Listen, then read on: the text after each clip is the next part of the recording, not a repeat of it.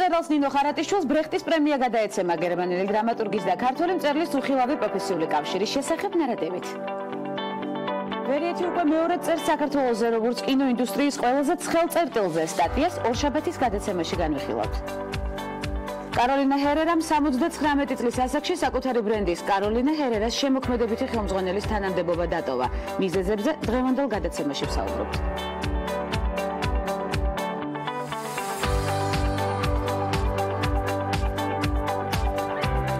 დილით წავაწყდი ინფორმაციას და როგორც ჰარი პოტერის ერთ-ერთი მკითხველი დავინტერესდი კიდეც Reddit-ზე გამოჩნდა მომხმარებელი, რომელსაც ჰარი პოტერის ქართული გამოცემის შეძენა სურს და თან პირობას დებს, რომ კარგ თანხას გადაიხდის მასში.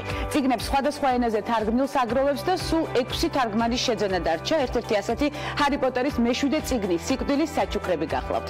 ბეძებ მხოლოდ სქელყდიან გამოცემას წერს კოლექციონერი, ასე რომ ჰარი პოტერის მეშვიდე სქელყდიანი წიგნის მფლობელები განსაკუთრებით აქტიურდებიან დილიდან. ცხადია, სიახლის დაანონსების შემდეგ დღევანდელი გადაცემის სტუმრების ჩამონათვალი გავიგოთ და რამდენიმე წამში საქართველოში განვითარებული მოვლენებით ვაგრძელებთ ქალების ნარატივს.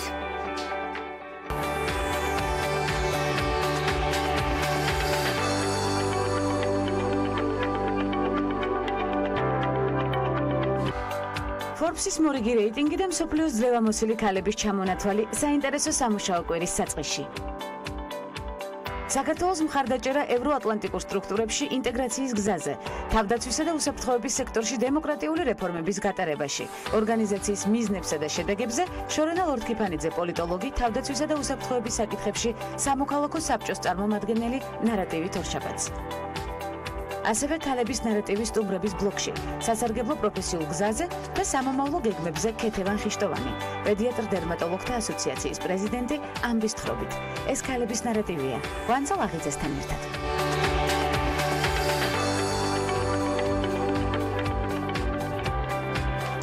აგვისტოს ომის მონაწილე ქალებზე წიგნი გამოიცა, როგორც გამომცემლობა წიგნები ბათუმში განმარტავენ ფოტოწიგნში 2008 წლის აგვისტოს რუსეთ საქართველოს ომის შესახებ ქალების ისტორიებია გადმოცემული. კონკრეტულად კი იმ ქალების, რომლებიც ამ ომის თვითმხილველები და უფრო მეტიც მონაწილეები გახდნენ. ამასთან წიგნის გმირები გვიამბობენ, როგორია ცხოვრება ომიდან 10 წლის შემდეგ. იმ სოფლებში, სადაც ღამღამობით ჯერ კიდევ ისმის როლის ხმა კომპაქტურად გაშენებულ ახალ კოტეჯებზე და ძველ შენობებში. აქვე დავაანონსებ იმასაც, რომ წიგნები ბათუმში ამ ფოტოწიგნს, რომელიც ფოტოგრაფ დინა ოგანოვასა და მწერალ სალომე ბენიძის ერთობლივი წიგნი გახლავთ, თბილისის საერთაშორისო ფესტივალზე წარადგენს, ხოლო წიგნის გამოცემის უფლება უკვე შეიძინა ერთ-ერთმა გერმანულმა გამომცემლობამ. ამასობაში ქართველ მწერალს ნინო ხარატიშვილს ბრეხტის პრემია გადაეცემა და სახტელებენ, ანუ მერვე სიცოცხლე, ასე ქვია წიგნს, რომელმაც მწერალს ფულადი ჯილდო 15,000 евро მიაღებინა და გერმანელი დრამატურგის სახელობის ჯილდო მოუტანა. როგორც ჟიურის წევრები განმარტავენ, ხარატიშვილის ნაწარმოებებს ბრეხტის ნაწარმოებთან უხილავი კავშირი აქვს. ამჟამად ნინო ხარატიშვილი ჰამბურგში ცხოვრობს და გერმანიის, შვეიცარიისა და ავსტრიის სხვადასხვა თეატრში მუშაობს. მისი პიესები წარმატებით იდგმება ვენაში, მოსკოვში, ვისბადენში, ბერლინში, ჰამბურგში, თბილისში, ბრუსხალში, ასევე გიოტინგენში და ზაარბრუკენშიც. წარმატებებს უსურვებთ მას და ცხადია უკვე ცოტა ხანში ქალების ნარატივის სტუდიას ესტუმრება წარმატებული მწერალი. როგორც უკვე გადაცემის საწყისში აღვნიშნეთ, Variety უკვე მეორე წელს საქართველოზე როგორც კინოინდუსტრიის ყველაზე ცხელ წერტილზე სტატიაში ნათქვამია, რომ საქართველო, რომელიც აერთიანებს კავკასიის მთებსა და შავ ზღვას, გასულ წელს კინოსამყაროს თავი მიმზიდველი და საინტერესო ადგილებით დაამახსოვრა. Variety სტატიაში აღნიშნულია, რომ ქვეყანა ერთდროულად აერთიანებს როგორც თანამედროვე ნაგებობებს, ასევე არ კარგავს ძველ ისტორიულ ძეგლებს, რაც მათი აზრით კინოინდუსტრიაში მომუშავე ადამიანებისთვის ძალიან საინტერესოა. გამოცდილება იქნებოდა აქვე საინტერესო და ჟურნალისტი დაინტერესდა თურქი რეჟისორის თოლგა ორნეკის გამოცდილებითაც, რომელიც საქართველოში სერიალს იღებს. სტატიაში აღნიშნულია ისიც, რომ საქართველო იყო პირველი ქვეყანა, რომელმაც შავი ზღვის რეგიონის მასშტაბით შეიმუშავა წამახალისებელი პროგრამები კონკრეტული ინდუსტრიების განვითარების და სახელმწიფოს მხრიდან სხვადასხვა სფეროების ხელშეწყობისთვის.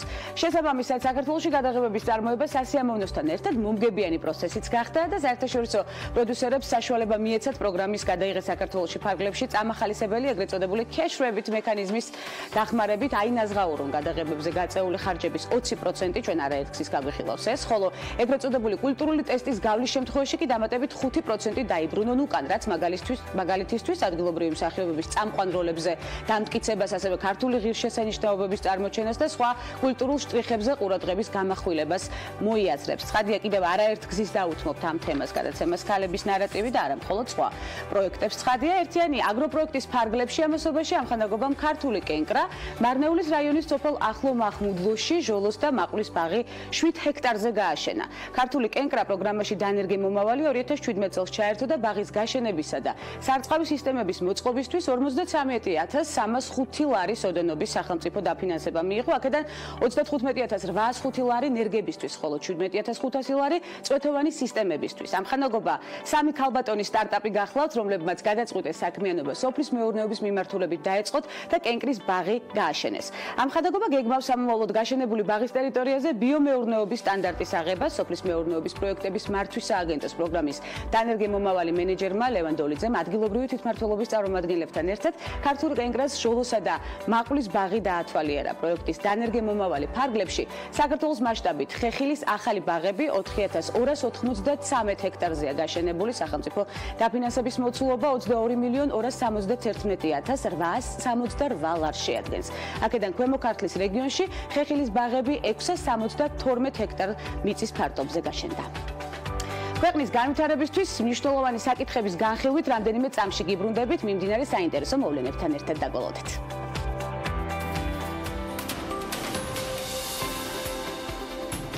მისი კარიერა 70 წელს ითვლის. ცნობილია ფილმებით მეფე და მე და ვესტსაიდური ამბავი. რიტა მორენო, პირველი ლათინოამერიკელი მსახიობი, რომელმაც მოიპოვა ემი, გრემი და ოსკარი. მორენო იმ 23 ადამიანის სიაშია, რომლებსაც Triple Crown of Acting-ის წოდება აქვთ. მას ასევე 2004 წელს პრეზიდენტ ჯორჯ ბუშმა პატივისცემის ნიშნად ამერიკის უმაღლესი თავისუფლების ორდენი გადასცა. მორენო 1921 წლის 11 დეკემბერს დოლორეს ალვერიოში, ფერმერების ოჯახში დაიბადა. 17 წლის ასაკში კი უმცროს ძმასთან განშორება მოუწია და დედასთან ერთად ნიუ-იორკში დასახლდა. მოგვიანებით რიტა ედვარდ მორენოს მეუღლე გახდა. 1950 წელს 14 წლის ასაკში პირველად მიიღო ეპიზოდური როლი ფილმში ნიუ-ორლეანის სადღეგრძელო და სიმღერა წვიმაში. 1954 წელს გამოჩნდა ჟურნალ Life Magazine-ის ყდაზე. The Richest-ის მონაცემებით მისი ამჟამინდელი კაპიტალი 25 მილიონ ამერიკულ დოლარს შეადგენს.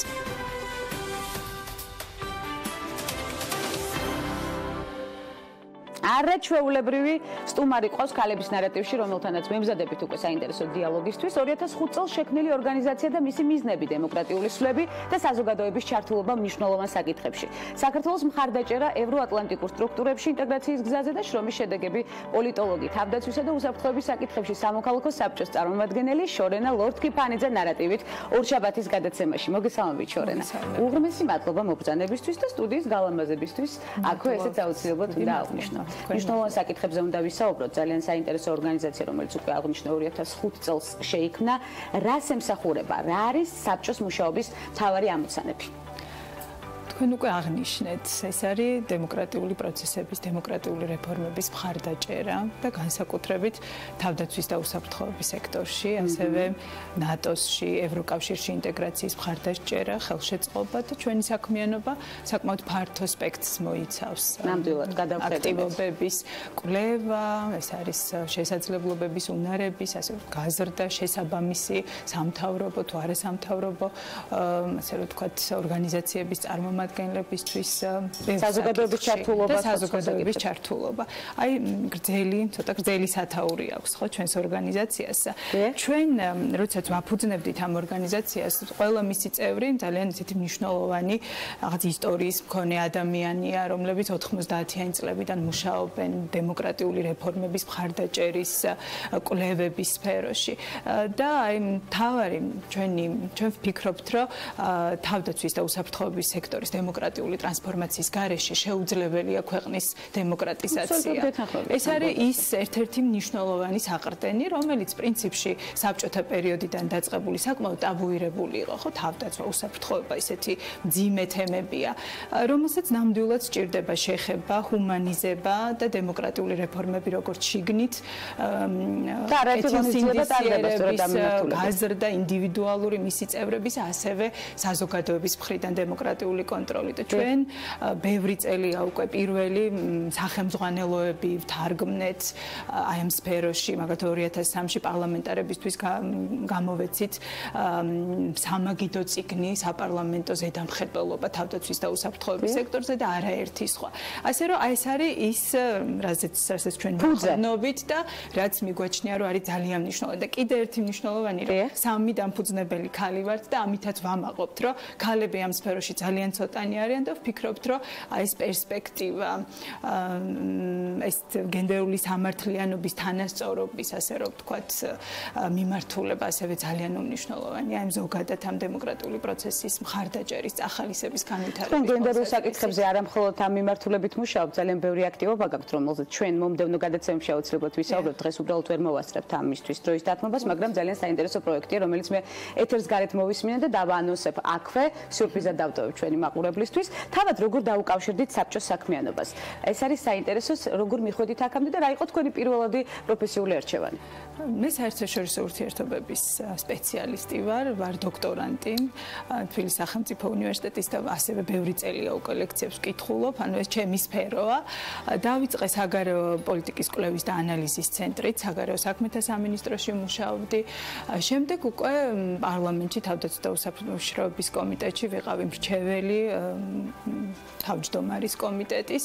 ასე რომ თუმცა უკვე ბოლო 15 წელია ფაქტიურად უწყვეტად სამოქალაქო სექტორში ვარ და ვფიქრობ, რომ რაღაცნაირად ამ ცხოვრების ამ ეტაპზე ნამდვილად ეს არის ჩემი ადგილი, საიდანაც თქვათ შემილია ჩემი სიტყვა ვთქვა და რაღაცა გავაკეთო ისეთი, რაც ისევ და ისევ ვფიქრობ, რომ ძალიან მნიშვნელოვანია საზოგადოების ინფორმირებულობა, ჩართულობა და დემოკრატიული სამოქალაქო კონტროლი იმ პროცესებზე, რაც ქვეყანაში ხდება. სტუდენტებთან ურთიერთობისას როგორ იკვეთება ეს? მე ვიცი, რომ განსაკუთრებით საინტერესო იქნება თქვენთვის სტუდენტებთან ურთიერთობა. ძალიან საინტერესო ახალი თაობა, რაღაცა განათლებას, ცოდნას მოწყურებული, აი ეს ღირებულებებით უკვე, ხო, დასავლური, უნივერსალური ღირებულებებით და მე ძალიან მახარებს და იმედს მაძლევს ბუნებრივია ეს, რომ ჩვენი ახალი თაობა ძალიან მიზანსწრაფული და ორიენტირებული არიან განვითარებაზე, ზრდაზე. რასაკვირველია, ეს ესე რო არ იყოს შეუძლებელია სხვანაირად. ლექტორის თვალი დანახული კიდევ უფრო სხვა არის და ამიტომ აუცილებლად უნდა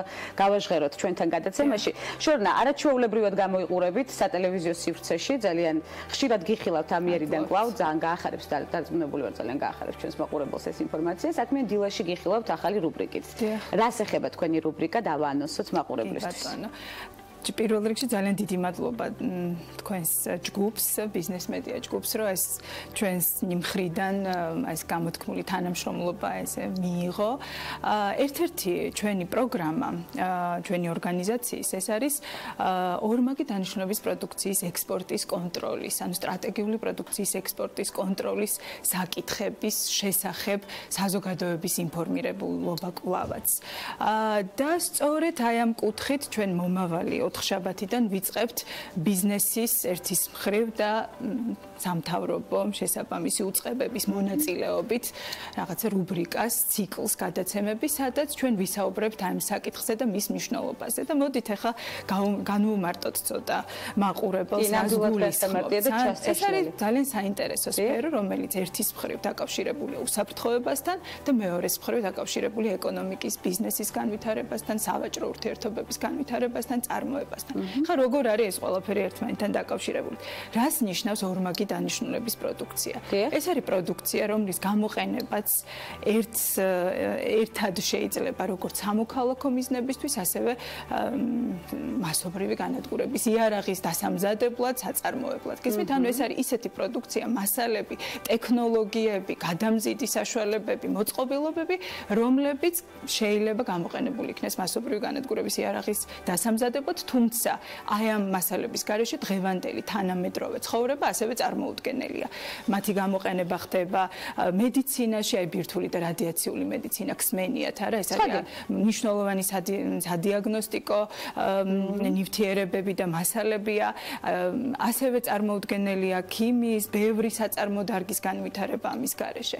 ასე რომ გესმით, ეს განსაკუთრებული კონტროლია საჭირო აი ამ პროდუქციაზე. რატომ? იმიტომ რომ თუ უკონტროლობის პირობებში სფეროში ის ხელში აღმოჩნდება მაგალითად ტერორისტების ესეთი მაშინ ეს ძალიან სერიოზულ საფრთხეს უქმნის ასე რომ ვთქვათ ადამიანების უსაფრთხოებას, მათ დაცულობას, ჯანმრთელობას და ასე შემდეგ. და ეს წუხილი საერთაშორისო საზოგადოებას დიდი ხანია გაუჩნდა, მაგრამ აი ეს 2000-იანების დასაწყისიდან აი მასობრივი ტერორისტული ორგანიზაციის გაჩენამ 11 სექტემბერმა კიდევ უფრო მეტად შეკრას აი მუსაფრთხოების სფეროში საერთაშორისო საზოგადოება, რომ საჭიროა მეტი ყურადღების გამახვილება ამ საკითხებზე. არსებობს გაეროს უშიშროების საბჭოს რეზოლუცია 1540, რომელიც პირდაპირ მის წევრ ქვეყნებს მოუწოდებს, რომ თავიანთი შიდა კანონმდებლობა, ინსტიტუციური მოწყობა ამ სფეროში, კონტროლის მექანიზმები, ნორმების სრულ შესაბამისობაში უნდა იყოს საერთაშორისო აღიარებულ ნორმებთან. საქართველოში თუ ექცეოდა ამის ყურადღება აქამდე. იცით რა, ჩვენი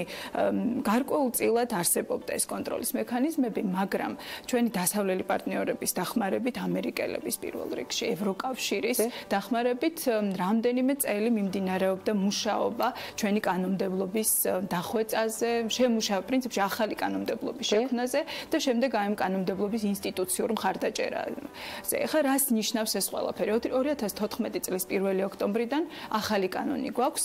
აი ამ სფეროში ძალიან მნიშვნელოვანია ლიცენზირების და ნებართვების სისტემა. ანუ ესეთი პროდუქცია ვერ შემოიტან და ვერ გაიტან შესაბამისი სახელმწიფო უწყებების კონტროლის გარეშე. ანუ რას ნიშნავს ეს? და ასევე მთავარი დოკუმენტის გარეშე, როდესაც ვინც ვაჭრობს ამ პროდუქციით, შეაქვს, გამოაქვს, აწარმოებს, მას უნდა ჰქონდეს სერტიფიკატი, სად მიდის და რა დანიშნულებით მიდის ეს პროდუქცია. ეს სავალდებულო უნდა იყოს, ეს არის აბსოლუტურად სავალდებულო. ეს არის, ანუ მთავარი ვის ხელში არ უნდა მოხდეს, არ უნდა მოხდეს ისეთი არასაიმედო ქვეყნების და ეს კიდე რბილი სიტყვა, როგორიც არის თქვა ჩრდილოეთ კორეა, ირანი მათ შორის, რომელიც ბევრი წელი სანქცირებული იყო, თუმცა ეხლა რაღაც შეიძლება პროცესი ნელ-ნელა იცვლება. არ უნდა მოხდეს ტერორისტების ხელში, მით უმეტეს ჩვენი რეგიონი, ვამბობთ, რომ კორიდორია, ეს არის ისეთივეა სავაჭრო, ლეგალური ვაჭრობისთვის, როგორც ეს შეიძლება იყოს არალეგალური გადაზიდვებისთვის. ეხლა აი ასე რომ ეს საკითხები და ბიზნესი, ზოგჯერ შეიძლება ბიზნეს ეზარება ან ეს ედმეტი ბიუროკრატია თვლის, მაგრამ დასავლეთში, აი ამერიკაში, ევროპაში ეს მიიჩნევა, რომ ძალიან მნიშვნელოვანია, რომ მთლიანად იყო შესაბამისობაში, როგორც საერთაშორისო სტანდარტებთან, ასევე შიდა რეგულაციებთან. ბიზნესმენებთან კონსულტაციები გქონდათ? სასაკვირველი, ანუ ახალი შესაძლებლობა, რაც ჩვენ გაგვიჩინა ამ პროგრამამ, ეს არის, რომ გავეცანით ამ სფეროს, ბიზნესის სფეროს, იმიტომ რომ მათგან მნიშვნელოვანია მოვისმინოთ, რას ფიქრობენ ამ. და როგორია მათი დამოკიდებულება? ძალიან კარგია, მით უმეტეს, რომ ამ სფეროშიც არის მნიშვნელოვანი ბიზნესსა და მთავრობას შორის ძალიან აქტიური თანამშრომლობა. ანუ აი ამ თანამშრომლობის გარეშე შეუძლებელია ესეთი ეფექტური კონტროლი და ასევე მთავრობა ეხმარება ბიზნესს და ბიზნესი თავის მოვალეობებს ასრულებს. ეხლა როგორია ეს სისტემა? ჩვენ გვექნება გადაცემაში, შემდეგ ძალიან საინტერესო რუბრიკაში საუბარი, დიახ, და აი პირველ გადაცემაში 4 შაბათს სწორედ საბაჟო დეპარტამენტის წარმომადგენელი იქნება მეგიყურებს დიდი სიამოვნებით და ყურადღებით. აი რამდენიმე ელემენტისგან შედგება ეს სისტემა და ჩვენ რაღაცნაირად ვცდილობთ, რომ ყველა ამ ელემენტს შევეხოთ, ხო? ვუყურებთ კანონმდებლობას, ინსტიტუციურ მოწყობას, რამდენად შესაბამისობაშია საერთაშორისო ნორმებთან და აქ პრინციპში ყველაფერი კარგად გვაქვს, ასე რომ ვთქვათ. თუმცა რა თქმა უნდა, ყოველთვის არის რაღაცა, რაც შეიძლება იმუშაო და გამოასწრო.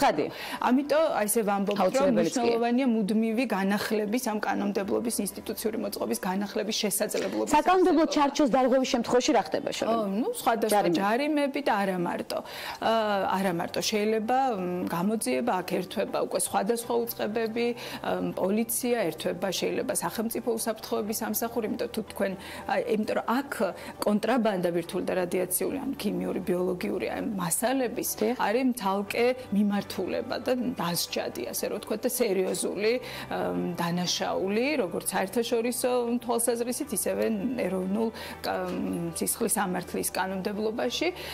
შესაბამისი უწყებები სპეციალიზებულად მუშაობენ ამ სფეროზე, თუ გახსოვთ, ყველა გამოვლენა უკანონო გადაზიდვების ბირთვული და რადიაციული მასალების აქ სახელმწიფო უსაფრთხოების სამსახურია ჩართული, იმიტომ რომ ის მანდატში პირდაპირ არის განსაზღვრული ამ მიმართულებით მუშაობა.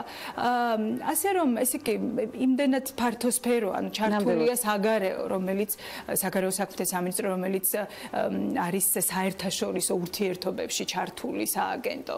ამერიკის საელჩო აქტიურად პრინციპში ჩვენი პროგრამაც მხარდაჭერილია საელჩოს მხრიდან, ასევე სახელმწიფო დეპარტამენტის, ენერგეტიკის დეპარტამენტის და არგონის ნაციონალური ლაბორატორიის მხრიდან, იმიტომ რომ ამერიკის საელჩოებს 2004-5 წლებიდან მთელ მსოფლიოში აქვს სპეციალური პროგრამა, ეს არის ექსპორტის კონტროლის და საზღვრის უსაფრთხოების პროგრამა. ესეც დაკავშირებულია იმასთან, რომ პარტნიორი ქვეყნები გააძლიერონ, რომ უსაფრთხო საზღვარი გქონდეთ და ეს ორმაგი დანიშნულების სამხედრო პროდუქციის უსაფრთხო ვაჭრობის შესაძლებლობა არსებობდეს. ეს ძალიან მნიშვნელოვანი ხაზია. მნიშვნელოვანია, აფინანსებენ ძალიან ბევრ მნიშვნელოვან საქმეს პირდაპირ მთავრობას, მათ შორის ჩვენი სასაზღვრო დეპარტამენტი, სახელმწიფო უსაფრთხოების სამსახური მუდმივ კომუნიკაციაში არიან ამ საკითხებთან დაკავშირებით საელჩოსთან და მე მიხარია, რომ მომავალ გადაცემაში ჩვენ გვეყოლება ამ ოფისის წარმომადგენელი ამერიკის საელჩოდან, რომელიც უფრო დაწვრილებით ილაპარაკებს მათ საქმიანობას. მე ვიქნები თქვენი რუბრიკის ერთგული მაყურებელი ნამდვილად, არა ერთხლის გახდებით ქალების ნარატივის სტუმარიც, არა მხოლოდ ამ თემაზე. ორმაგი დანიშნულების პროდუქციის უსაფრთხო შენახვა, იმპორტირება, თუნდაც ექსპორტირება, გადაზიდვა, ყველაფერი მნიშვნელოვანი. ჩვენ ვაწარმოებთ სხვათა შორის, აი აზოტი არის ერთ-ერთი კომპანია, რომელიც აწარმოებს ნატრიუმის ციანიდს. დიახ, და ეს არის ბევრ ქვეყანაში გაგვაქვს და ერთ-ერთი ორმაგი დანიშნულების პროდუქცია. ნუ სამხედრო პროდუქციაც ბუნებრივია. დელტა, ასევე თბილავი ამშენი, რომელიც საავიაციო მიმართულებით მუშაობს. ასევე საინტერესოა გადამზიდავი კომპანიები, ლოჯისტიკური კომპანიები, რომლებიც უშუალოდ თქვა ამ ტიპის პროდუქციაზე არიან პასუხისმგებელი, სამეცნიერო ცენტრები, სამედიცინო ცენტრები, კვლევითი ცენტრები. ასე რომ ჩართულობა მაღალია და ძალიან მნიშვნელოვანი საკითხების განხილვა კვირაში ერთხელ. დავანოსოთ, როდის იქნება თქვენი რუბრიკა? 10 საათისთვის. საქმიან დილაში აუცილებლად ვუცქერთ შორენა ლორთქიფანიძეს, არაჩვეულებრივ რესპონდენტს, რომელიც გახდება ჩვენი სტუმარი არაერთ გზის, არა მხოლოდ წამყვანის ამპლუაში, არამედ სტუმარი ქალების ნარატივში. კიდევ ერთხელ უნდა აღვნიშნო გენდერულ საკითხებთან მიმართებაში შორენას ძალიან ბევრი საინტერესო ღონისძიება აქვს გაკეთებული, მათ შორის რეგიონებზე გათვლით, რაც ჩვენთვის ძალიან მნიშვნელოვანია და ამაზე უკვე ოდნავ მოგვიანებით. სხვა გადაცემაში დავიტოვებ პირობას, რომ ვისაუბრებთ. შორენა ლორთქიფანიძე, პოლიტოლოგი, თავდაცვისა და უსაფრთხოების საკითხებში სამოქალაქო საბჭოს წარმომადგენელი, სტუმრობდა გადაცემას ქალების ნარატივი. ველით მას უკვე 4 შაბათს საქმიან დილაში მეტად საინტერესო რუბრიკაში, რომლის ერთგული მაყურებელი ნამდვილად გავხდები მე პირადად, მცირე სარეკლამო ბლოკის შემდეგ ბრუნდებით უკვე უცხოეთში განვითარებული მოვლენებით და მორიგ საინტერესო სტუმართან ერთად დაგვალოდით.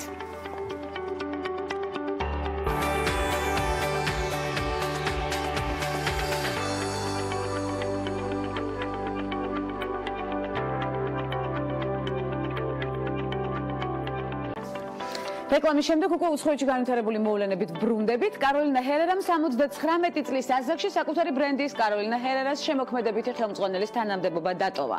დიზაინერმა კაროლინა ჰერერა ნიუ-იორკში 1980 წელს დააარსა და მას შემდეგ მისი შემოქმედებითი ხელმძღვანელიც გახდა. ვიცით კარგად, 2004 წელს კაროლინა ჰერერა გახდა წლის ქალის ტანსაცმლის დიზაინერი, 2008 წელს კი მან ჯეფრი ბინის სახელობის ჯილდო აიღო ცხოვრებისეული მიღწევებისთვის. იმის მიუხედავად, რომ ქალები საჯარო სექტორში სამუშაო ადგილების დაახლოებით ნახევარს ფლობენ, მაინც ნაკლებს გამოიმუშავებენ ვიდრე კაცები. სტატისტიკის მიხედვით სამთავრობო სექტორში მომუშავე ადამიანების 73%-ის ანაზღაურება დაახლოებით $100,000 გახლავთ, თუმცა მათგან უმეტესობა კაცია. ანაზღაურებაში უთანასწორობა ძირითადად ისეთ დარგებში გამოვლინდა, როგორებიცაა სასამართლო, ინჟინერია და ტექნოლოგიები. ამ სფეროებში ძირითადად მამაკაცები დომინირებენ. სტატისტიკა ასევე აჩვენებს იმას, რომ სწორედ ეს პროფესიები სამუშაო ადგილებზე ყველაზე მაღალი ანაზღაურებით გამოირჩევიან. მეცნიერ ქალთა და გოგონათა საერთაშორისო დღე აღინიშნა გუშინ, რომელიც 2011 წლიდან გაერთიანებული ერების ორგანიზაციის გადაწყვეტილებით აღინიშნება. გაეროს განცხადებით, მეცნიერ ქალთა საერთაშორისო დღის აღნიშვნის მიზანი მეცნიერებასა და განათლებაში ქალების თანასწორ უფლებიანობის ხელშეწყობა, მეცნიერებაში სქესთა შორის განსხვავების აღმოფხვრა.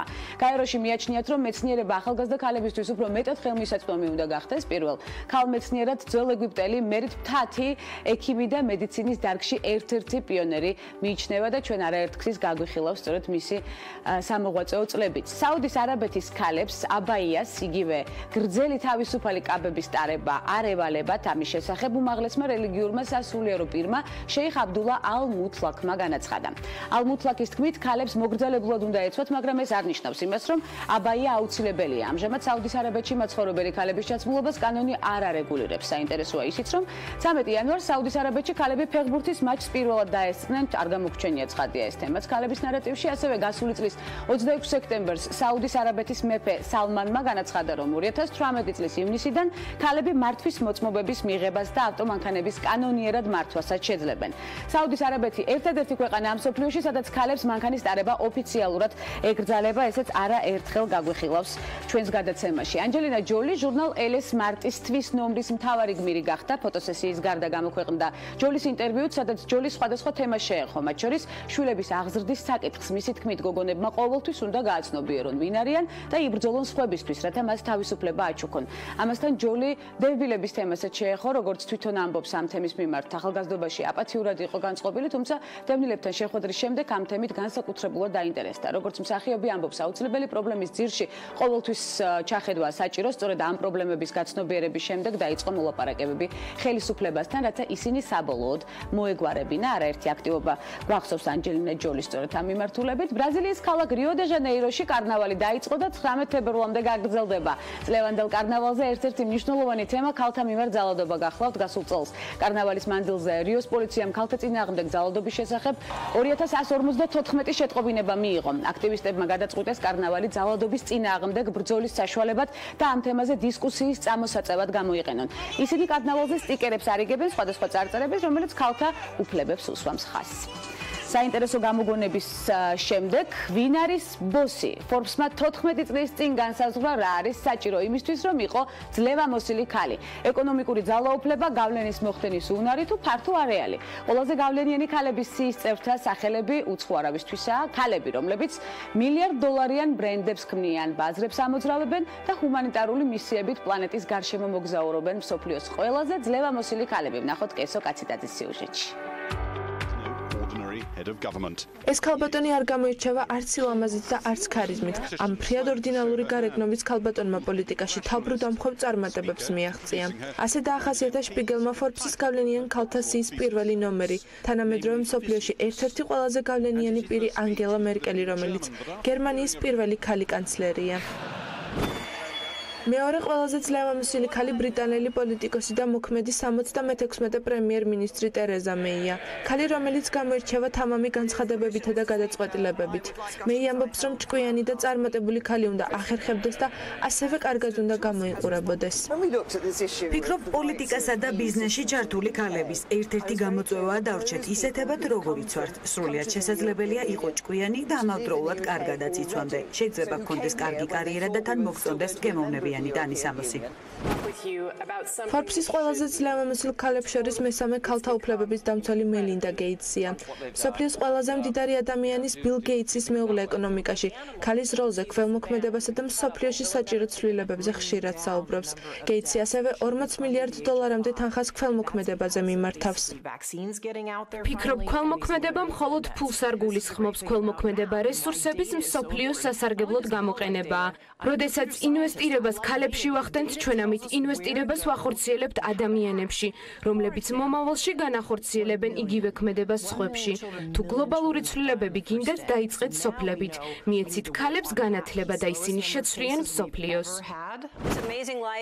თუ რატომაა ჩვენ შორის ასე ცოტა მმართველი ქალი ამ კითხვაზე Forbes-ის სიის მეოთხე ყველაზე ძლევამოსილი ქალი, Facebook-ის მთავარი ოპერაციული დირექტორი და ამერიკის ერთ-ერთი ყველაზე გავლენიანი ქალბატონი, შერილ სენდბერგი გიპასუხებთ. 2018 წლის მონაცემებით სენდბერგის შემოსავალი $1.6 მილიარდ შეადგენს. ქალები ვერ აფასებენ საკუთარ შესაძლებლობებს და არ იცავენ საკუთარ ინტერესებს სამსახურში. კაცები კარიერულ წარმატებას მხოლოდ საკუთარ თავს აწერენ, ხოლო ქალები წარმატებას ხშირ შემთხვევაში სხვა ფაქტორს მიაწერენ ხოლმე. გაინტერესებთ, რატომ არის ეს მნიშვნელოვანი? იმიტომ რომ არავის აწინაურებენ თუ თვითონ არ თვლის, რომ იმსახურებს ამ წარმატებას. მეხუთე ადგილზე კი საავტომობილო ინდუსტრიის ისტორიაში პირველი ხელმძღვანელი ქალი, ამერიკული General Motors-ის აღმასრულებელი დირექტორი მერი ბარაა, რომელიც საავტომობილო კომპანიებს შორის ყველაზე მაღალანაზღაურებადი მმართველია. ბოლო მონაცემებით მისი აქტივები $22.6 მილიარდი. Forbes-ის ყველაზე ძლევამოსილი ქალების სიაში ასევე არიან YouTube-ის აღმასრულებელი დირექტორი Susan Wojcicki, Abigail Johnson-ი, Financial Investment-ის აღმასრულებელი დირექტორი, Christine Lagarde ბრიგადის საერთაშორისო სავალუტო ფონდის მმართველი დირექტორი. ანა პატრისია ბოტინი, ბანკო სენტენდერის მმართველი და ჯინი რომეტი, კომპანია IBM-ის აღმასრულებელი დირექტორი. გარდა იმისა, რომ სიაში ნახსენები ქალები წარმატებით მართავენ მსოფლიოს წამყვან კომპანიებს, ამასთან ერთად მართავენ ან უშუალო გავლენას ახდენენ 3 მილიარდზე მეტ ადამიანსა და 51 ტრილიონ დოლარზე. მათი პირადი ქონება კი ჯამში 97 მილიარდ დოლარს აჭარბებს. There is always something better out there if you're willing to work for it. Then we must work like never before. ასოცირებული პროფესორი, მკვლევარი, ევროპის დერმატოლოგთა ასოციაციის წევრი, ამერიკის დერმატოლოგთა აკადემიის წევრი, პროფესიონალური და სასარგებლო ნარატივით მნიშვნელოვან საკითხებზე ორშაბათის გადაცემაში საუბრობს პედიატრ დერმატოლოგთა ასოციაციის პრეზიდენტი ქეთევან ხიშტოვანი. დღეს ჩვენი სტუმარია, არაჩვეულებრივი ქეთევანი ამშვენებს ჩვენ სტუდიას. უღრმესი მადლობა მობრძანებისთვის პირველ რიგში. ძალიან საინტერესო და მნიშვნელოვან პროფესიულ გზაზე უნდა ვისაუბროთ. ქეთევან, არ ვიცი, ამდენი როგორ მოასწარეთ ამ ასაკში, მაგრამ ძალიან ბევრი საინტერესო და მნიშვნელოვანი აქცენტი გამოიკვეთა თქვენს პროფესიულ გზაზე, რომლის განხილვასაც ახლა შევეცდები მოვასწრო ცხადია ქალების ნარატივის ამ მცირე ხანში.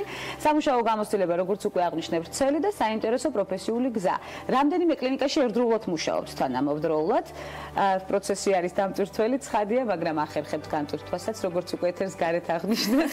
ამაზე შევეხებით. როგორ მოხდით დერმატოლოგიაში? პირველი ნაბიჯები გავიხსენოთ თქვენი არჩევანის.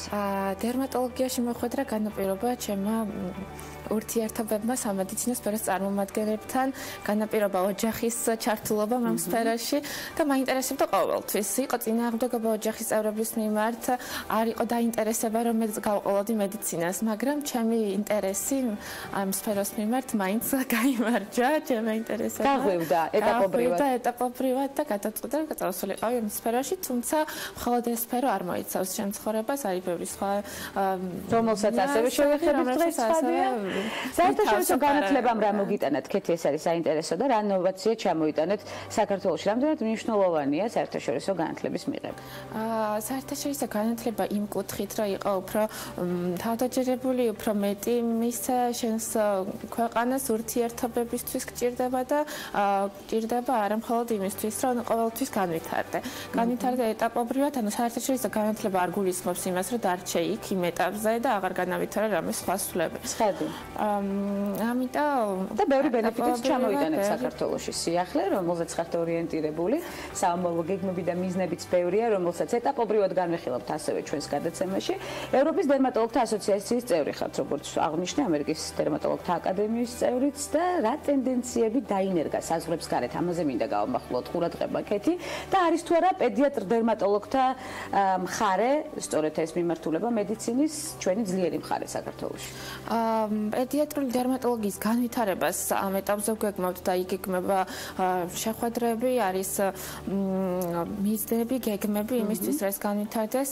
გაზაფხულის პერიოდში, დაახლოებით აპრილის თვეში გვექნება პრეზენტაცია პედიატრული დერმატოლოგიის ასოციაციის, რომელიც ჩამოყალიბდა ახლახან საქართველოში და ეს მოიცავს ბევრი სხვადასხვა დარგის ექიმების ერთად მუშაობას, ერთმანეთში ინტერაქციას იმისთვის, რომ იყოს მომავალში განვითარებული არა მხოლოდ პედიატრია, არა მხოლოდ დერმატოლოგია, სრულად მოხდეს ექიმების ინტერაქცია და სფეროს წარმოწევა. ჟურნალის გამოცემას გეგმავთ ასევე გაზაფხულზე პრეზენტაციის დროს? ჟურნალის გამოცემას, სანამ ჟურნალზე გადავიდე და ვიტყოდი იმას, რომ პედიატრული დერმატოლოგიის საქართველოს ასოციაციის ჩამოყალიბებამდე იყო შეხვედრები ევროპის პედიატრული დერმატოლოგიის ასოციაციასთან, ეს შეხვედრები იყო კონსტრუქციული, რამაც შექმნა პლატფორმა იმისი, რომ განვითარებულიყო შემდგომ მსგავსი ნაბიჯები საქართველოს პედიატრიული დერმატოლოგიის ასოციაციის განვითარებისთვის კი. ჟურნალი ძალიან სასარგებლო იქნება და საიტი ამავდროულად. ამაზეც მინდა დავიკვეხნი, რომ ეს იქნება პირველი სამედიცინო ჟურნალი, მაგრამ იქნება ჟურნალი, რომელიც შეეხება ბავშვებს,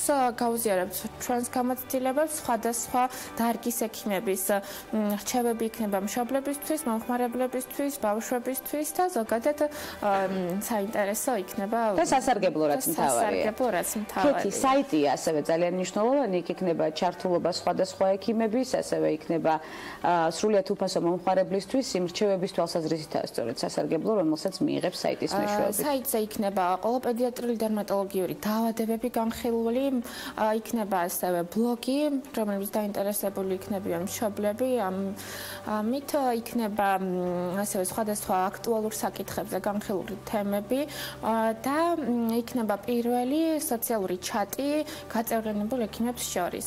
ასევე ისევ დავაკონკრეტებ, რომ არ იქნება მხოლოდ დერმატოლოგები და პედიატრები ჩართული ამ სფეროში, იქნებიან სხვადასხვა დარგის წარმომადგენლები, რომელთაც ყველა შეხება აქვს ბავშვებთან.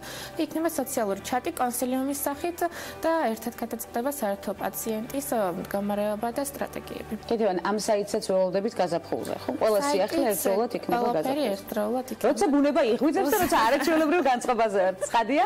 კეთი, რა ჩივილებით მოგმართავენ ძირითადად და ხშირია თუ არა საქართველოში ბავშვთა დერმატოლოგიური პრობლემები? ბავშვთა დერმატოლოგიური პრობლემები საკმაოდ ხშირია და ესეთ ჩივილებს კონკრეტულად ვერ დავაკონკრეტებ. განსაკუთრებული მახასიათებლები ესე არ არის, უბრალოდ დაკავშირებულია სეზონურობასთან. ანუ გაზაფხულზე უფრო მეტია სხვა დაავადება, შემოდგომაზე სხვა პრობლემები გვახსენებს თავს, ზაფხულში სეზონი აქვს მაინც დაავადებას. დიახ, სეზონურობასთან დაკავშირებით კი, მაგრამ აი ესე კონკრეტულად რა ვთქვა, რომ ესე მოდის აკნე, მოდის უფრო ფსორიაზმი, აი ესე ვერ დავაკონკრეტებ. კეთი, პროფესიონალი ექიმი, დიდი გამოცდილებით უკვე სამუშაო გზით, რომელიც როგორც საუბრის საწყისში აღნიშნა, მიუხედავად პატარა ასაკისა, ძალიან თამამად დაძლიერთ და ძალიან ბევრ მიმართულებას შეეხეთ თქვენ სფეროში და ძალიან ბევრი გამარჯვებაც მოიპოვეთ, ჩამოიტანეთ საქართველოში და აგრძელებთ პროფესიულ მუშაობას სწორედ საქართველოში. ეს არის მნიშვნელოვანი. თუმცა თამაშობდით სპექტაკლებში, ესეც უნდა აღნიშნო და ფილმშიც გადაგიღეს რამდენიმე წლის წინ თუ არ ვცდები, ხო? ფილმი კანის კინოფესტივალზეც იყო ნომინირებული, მეგობრებო, ასეა, სამსახიობო კარიერის და მედიცინის სინთეზი მაინტერესებს თქვენ შემთხვევაში. რომ არ გკითხოთ არ შეიძლება. სამსახიობო კარიერა საკმაოდ საინტერესო აღმოჩნდა, იყო სასიამოვნო, იყო საინტერესო, იყო დამღლელიც, მაგრამ მაინც მედიცინამ გადაწონა. იმიტომ რომ თვლი რა ყველაფერს ასე საკეთებ, ბევრი ჭირდება დრო, ენერგია, ენთუზიაზმი და მაქსიმალური ჩართულობა და ორივეს ერთად სამწუხაროდ. თუმცა სამსახიობო კარიერის მართვის დროს აბსოლუტურად კომფორტულად გრძნობდით თავს, ხომ ასე? აბსოლუტურად კომფორტულად. დაუბრუნდებოდით რამდენიმე ხნით განტვირთვის თვალსაზრისით და შემდეგ ის სამედიცინო სფეროდან არტში, არტიდან ისევ სამედიცინოში არ გამოვრიცხავ. მისნა ყველაფერი მოსალოდნელია. სამომავლოდ შესაძლოა არტის რომელიმე სხვა მიმართულებაც ვნახოთ კეთის შემთხვევაში, მხატვრობა მათ შორის. რა არის თქვენი სამომავლო მიზნები უკვე თქვენს პროფესიაში? სამომავლო მიზნებს შევეხები ასოციაციიდან გამომდინარე ვიტყვი, გვაქვს სამომავლო გეგმები, რომ ჩატარდეს საქართველოში ევროპის და სხვადასხვა საერთაშორისო კონფერენციები, მოხდეს საქართველოს ცნობადობის გაზრდა სამედიცინო საერთაშორისო რუქაზე და ასოციაციის ფარგლებში მოვახდინოთ რეგიონალური გასვლები, მოვახდინოთ ასევე უფასო კონსულტაციები გარკვეულ დღეებთან დაკავშირებით და ასევე იქნას გამოყენებული ეს საერთაშორისო ჩართულობით ის სპა პროცედურები და კონდეს შესაბამისი დანიშნულებები და იქნას გამოყენებული საერთაშორისო მასშტაბებისთვის. სასიამოვნო სასარგებლოსთან ერთად. სასიამოვნო სასარგებლოსთან. უღმესი მადლობა, კეთი, მობრძანებისთვის გადაცემაში ქალების ნარატივი. მე ვიმედოვნებ, რომ ჩვენი თანამშრომლობა გაგრძელდება. ყველა სიახლეს, რომელიც ახლა ექსკლუზიურად დავაანონსეთ ქალების ნარატივში, მოვიკითხავთ და შედეგებზეც ორიენტირდებით. ქეთევან ხიშტოვანი, პედიატრ დერმატოლოგთა ასოციაციის პრეზიდენტი და კიდევ სხვა მრავალი რეგალიის მფლობელი სტუმრობდა გადაცემას ქალების ნარატივი. ასეთი იყო ორშაბათის ნარატივი. ხვდებით ერთმანეთს სამშაბათს ზუსტად 11 საათზე, მორიგი აქტუალური და მნიშვნელოვანი თემებით. საინტერესო ორშაბათს გისურვებთ.